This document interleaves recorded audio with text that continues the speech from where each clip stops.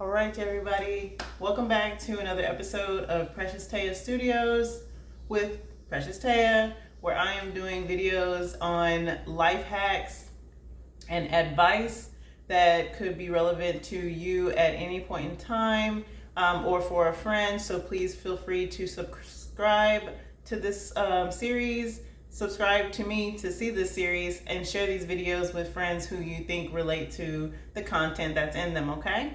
I appreciate that so much. So today let's start with something that's not about finances. And in the last few videos I've done, I was talking about finances and economy, but the first video was very personal to me. So let's go back to something that's personal to me and I'm working through right now. I'm working through right now, and I have a little advice to give on it personally. And I can use AI. Of course, we're gonna throw a little AI in this and go through what does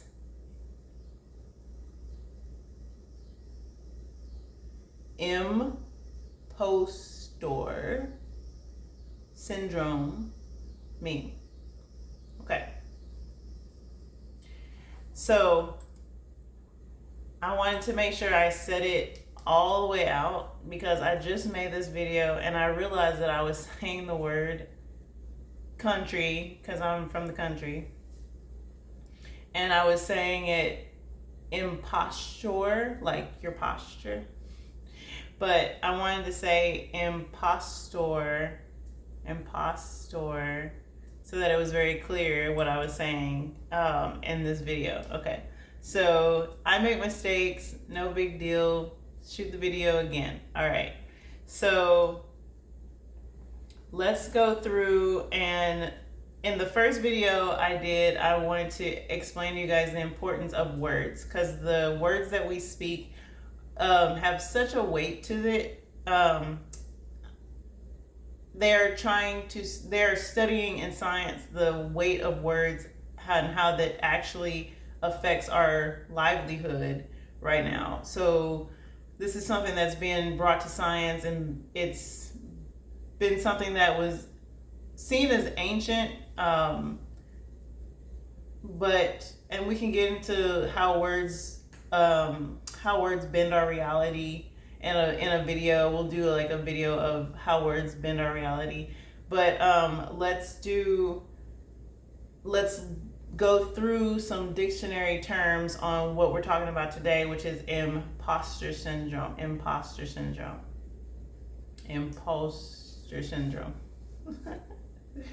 So the reason I'm bringing this up is because a lot of people might use this term, but what does it actually mean? And how are we sure that we're using it to the best of our ability? Are we using it in the right way? Does it actually describe us? Or are we using it because we hear a bunch of other people using it and it's a trendy term?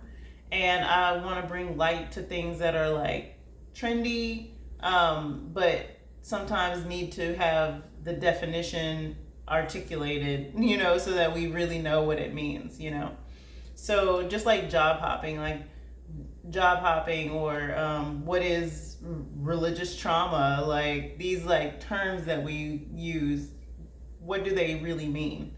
So what is the unabridged definition of imposter? Okay.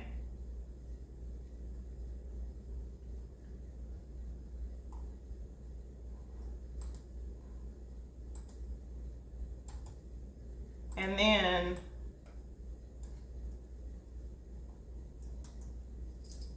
hold on one second.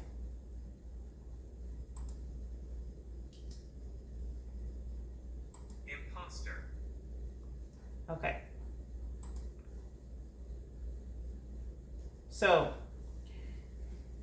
an imposter is a person who pretends to be someone else in order to deceive others, especially for fraudulent gain. Okay?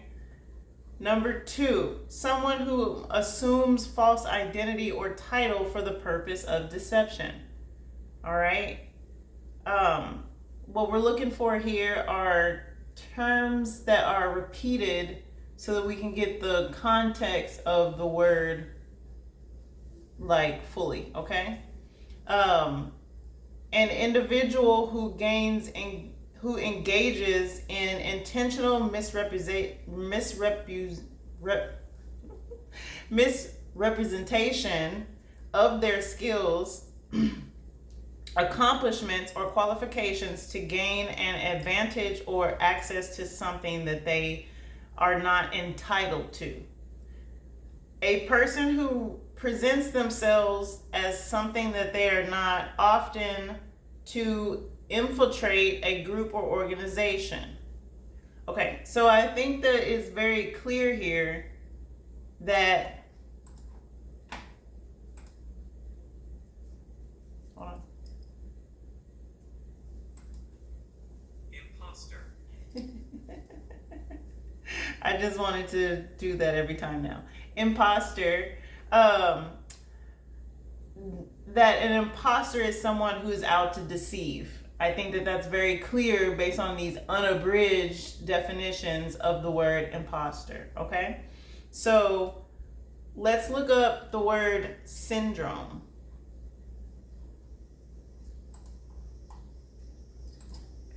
What is the unabridged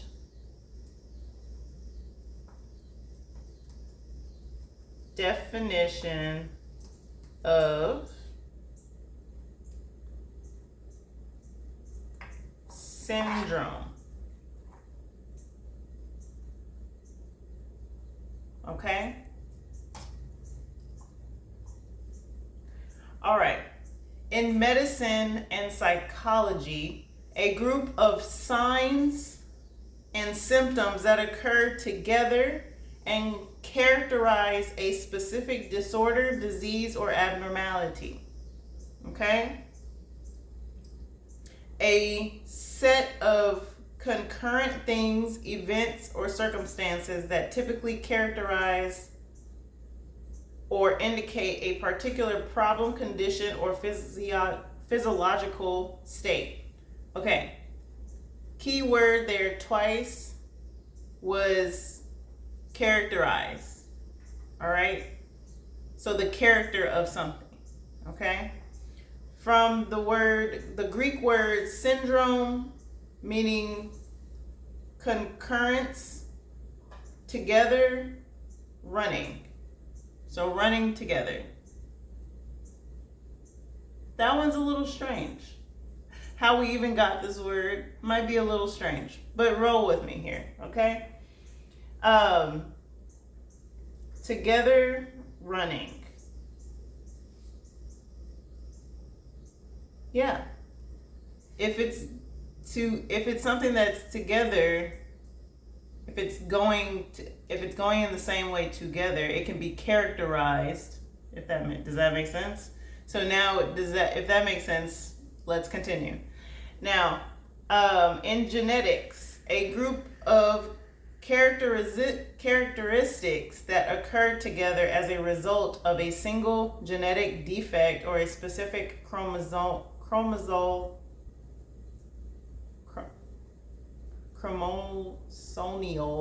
abnormality. Learned a new word today. Okay. And again, the word characteristics that occur through the results of running together. Okay. Of something that you see repeatedly. An algorithm, so to speak. An algorithm. All right. And in sociology, I'm just kind of looking through here. In sociology, a set of concurrent social phenomena that together characterizes a particular social condition or state. Okay? So, again, it's running together and it's characterized by what it's associated with all together. Okay. So,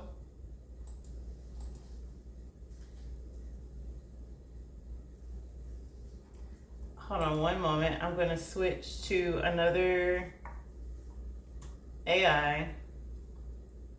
And we're going to look up what is imposter. What is imposter syndrome? Okay. What is impostor syndrome?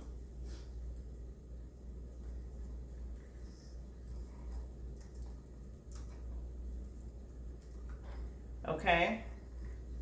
Now I'm looking this term up because it has become a trendy term. Okay. But I'm also going to look up something that's very important, that's even like just as important as the actual definition of the word, is what is the origin. So let's look up the origin using AI, okay?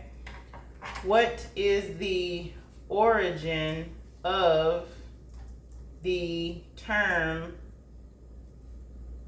impostor syndrome?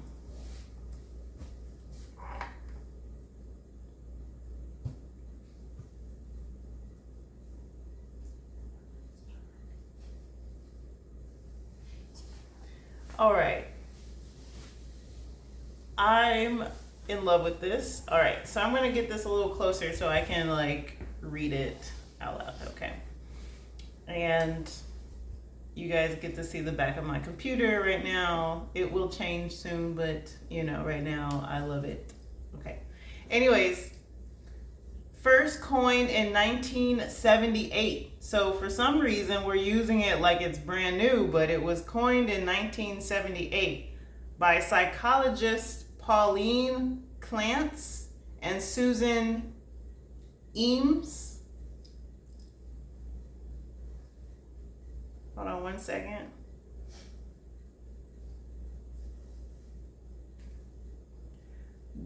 They conducted research on high-achieving women and discovered a common pattern of self-doubt and feeling of being a fraud. Okay? So, all right. These are feelings, and I want to point that out. Our feelings are a set of sentences in our brain, created by our brain, right? Not necessarily the truth, right? So these women were actually exposing themselves, their lexicon, the language they use upon themselves was being transferred out into a way that was causing them a sickness, an illness, okay? So is it actually maybe a good thing to use this term or not, when it actually means someone who has an illness or an association with misleading people on purpose?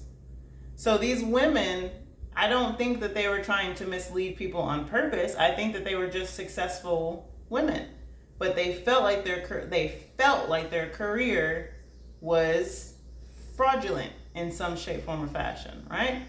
So we must be like very particular about what we say and what words we use, because words hold power and they structure your existence. So I use this term against myself. And the reason I brought it up in a video today is just to bring light to what does the word actually mean, what should I do about it. So let's look at what does it mean as like as a term, right quick. Impostor syndrome is a psychological pattern characterized by feelings of inadequate or self-doubt despite evidence of success. People with impostor syndrome often believe that they are not as competent as others perceive them to be and fear being exposed as a fraud. Okay. But that's not exactly what that term means. And I bring that up because it's really important that it doesn't matter if someone feels like they have a degree and they wrote a paper on something. The dictionary proves that that word means not the feeling of, but the intentional perception. So unless you have an sickness of intentional perception, which would be a narcissist, actually, someone who would fall under the actual like psychological umbrella of what is it when someone is a pathological liar or a narcissist. Okay, those would be a more scientific correct term for someone who's trying to deceive on purpose, running together with the sense of deception. But I understand that this is like the fear of fraud, the fear of being fraud, but it would mean that would be more of a phobia. To me, if you would rewrite this in history as a correct term, you would want to associate it with some sort of phobia of success, actually. And I wouldn't have coined it as impostor syndrome. That's just me. But I wanted to bring light to that. Let's ask AI, just because, let's ask AI one more question. What are some healthy ways to battle impostor syndrome? Okay. I like these. All right. Challenge negative thoughts. Exactly. Challenge negative thoughts. These are intrusive thoughts, and if you do not wish them to be there, you have the right over your body. You have rights over your body. You have free will in life, right? So you have rights over your body. Challenge negative thoughts and gain rights back over yourself. Right back over yourself, okay?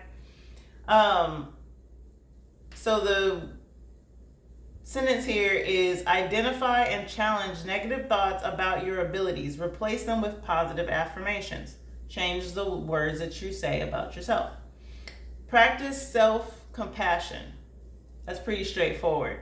Treat yourself with kindness and understanding. Remind yourself that everyone experiences self-doubt. Everyone experiences self-doubt. The one thing that AI said over and over is that it's not related specifically to a man or a woman or anyone in between there.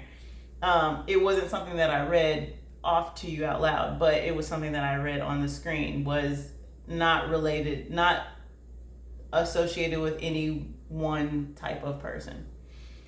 Seek support. Talk to friends, family, and a therapist about your feelings. Sharing your experiences can help reduce feelings of isolation. I have gotten a lot better at learning how to complain without complaining. Explaining yourself and complaining are two different things, and one is appreciated and the other is drama. So just hear me out on that and learn that for yourself, okay? Focus on your achievements, celebrate your successes and accomplishments, keep a record of your achievements, and remind yourself of your capabilities. So I think that that's the most important part. I'm not sure what happened to the women in the case study, but focusing them back on celebrating the accomplishments and having the right to celebrate the accomplishments, giving yourself rights to accept the right to accept success. That's like a really big deal.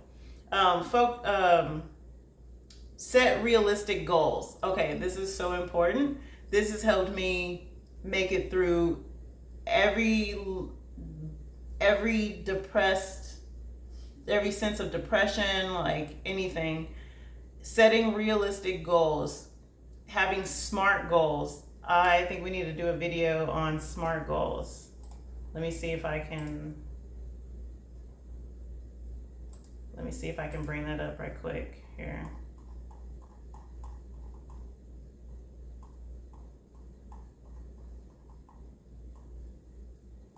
Setting smart goals. Okay. Smart goals is a thing, but it's also a term, and it makes sense. A goal that is intelligent, set a SMART goal. But we'll go through what the acronym SMART stands for in another video.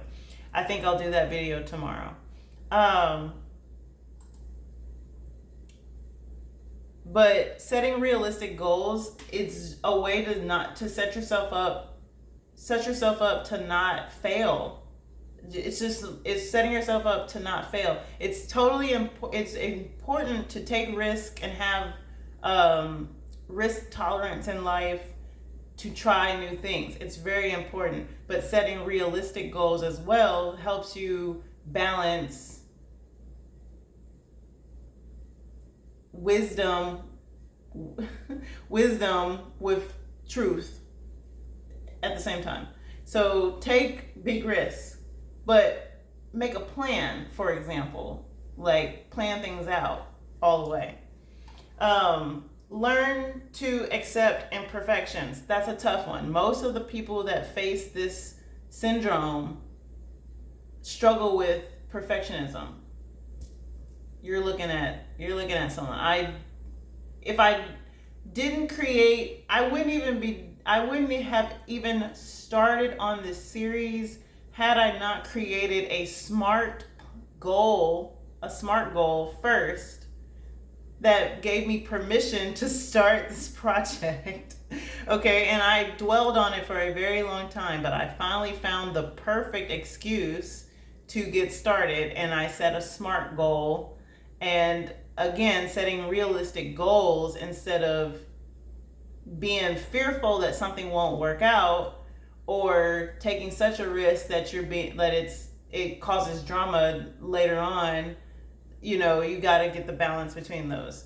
So, and then lastly here is seek professional help.